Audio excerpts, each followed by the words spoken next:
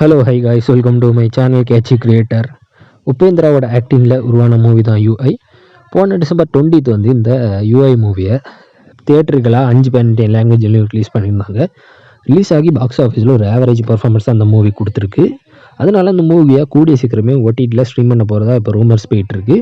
இந்த மூவியோட digital rights யார் வாங்கியிருக்காங்கன்னு பார்த்தீங்கன்னா அமேசான் பிரைம் வாங்கியிருக்காங்கன்னு இப்போதைக்கு நியூஸ் கிடச்சிருக்கு. ஆனால் இன்னும் கன்ஃபார்ம் ஆகலை.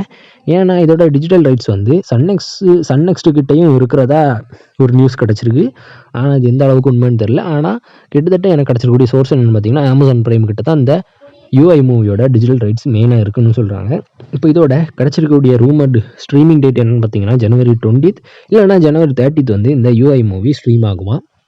ஆனால் இப்போதைக்கு 2 டேட்டில் எந்த டேட்டுமே கன்ஃபார்ம் ஆகலை. நம்ம வெயிட் பண்ணி தான் பார்க்கணும்.